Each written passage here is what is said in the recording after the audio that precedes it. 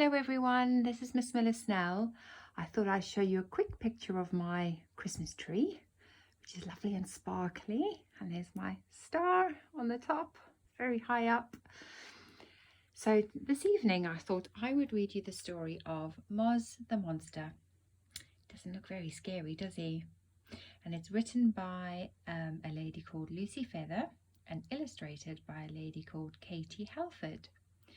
Now, if you can remember the difference between an author and an illustrator, why don't you explain it to your grown-up? So, let's have a look inside and see what our story is all about. I think the title gives us a clue. Something to do about a monster, that's right. There he is, Moz the Monster. And it looks like he has a boy as a friend. They look very happy together. It was nearly Christmas Day. It was time to go to bed. Joe went slowly up the stairs. "Oh, must I go?" he said. Joe really didn't like the dark, but tucked up tight that night. He made himself be big and brave, and then turned off the light.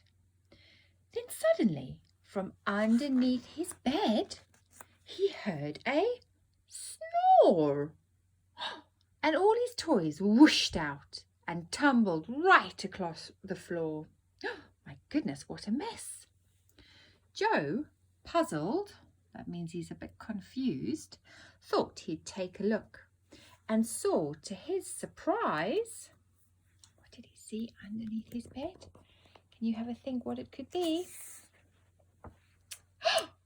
Ooh, a sleepy, friendly and enormous pair of monster eyes.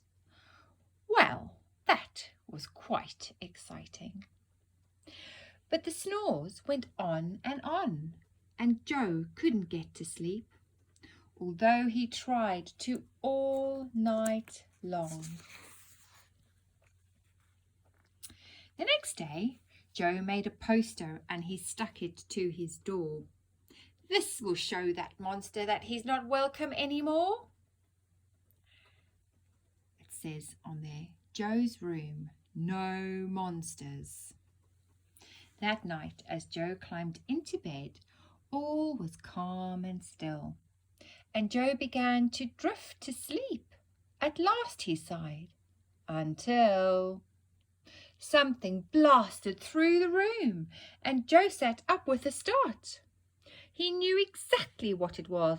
It was that monstrous fart!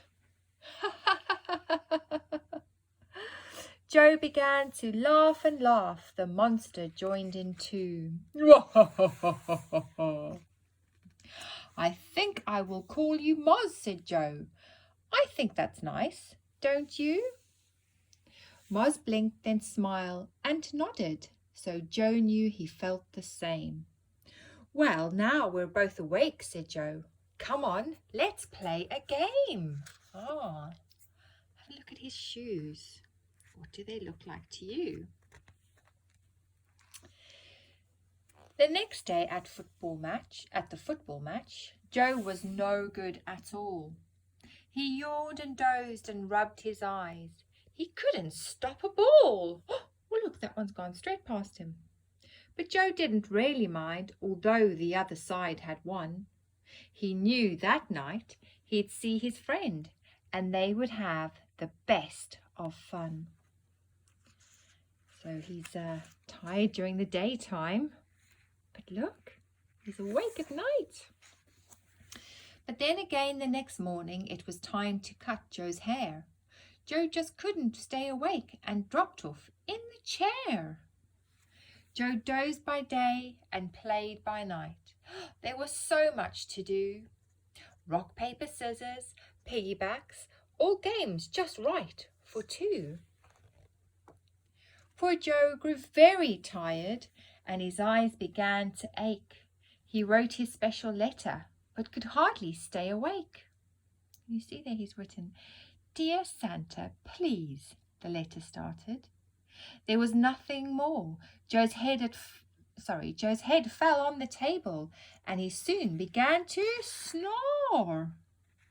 But look at the rest of his family. They're all awake. Do you think they've got a monster under their bed? Or do you think they sleep at night time? That night was most important. It would soon be Christmas Day. And though Joe felt so sleepy, Moz thought it was time to play. He wanted to play battleships. Poor Joe. The game had hardly started when Moz noticed something odd. Joe was very quiet and his head began to nod. Moz suddenly felt sorry as he gazed down at his friend. Joe was just too tired, so the games would have to end. That's right. The next morning it was Christmas Day and Joe raced down to the tree. He found the strangest looking gift. Oh, is this one for me? Can you have a look? Can you read what that says on there? Yes, it says Joe. Everybody shrugged. Then I suppose it's not from you. But then Joe had a thought. Was it from Moz? Could that be true? What do you think, children? Do you think it's from Moz? Joe unwrapped the paper and inside found a nightlight. This will help me go to sleep when I'm in bed tonight. Joe put his special Christmas present right beside his bed. He peeped at Moz and waved his hand. Good night, Joe softly said. And Joe grinned at the twinkle he could see in Moz's eye. Oh, he stayed under the bed tonight. And when Joe switched on his Christmas light, he gasped. Stars filled the room. They gently glowed and glimmered. Round and shining crescent moon. Moz, look, Joe whispered. It's as if the sky has come inside. Oh, I think he likes his new present. But Moz was gone. Joe checked again. There was nowhere to hide. Joe sighed and snuggled down to sleep. His Christmas Day was done. But Joe knew he would dream all night of Moz and lots of monster fun. Isn't that a lovely story, children? I really hope you have a wonderful, wonderful Christmas and enjoy the time with your families. Have a good Christmas. Bye.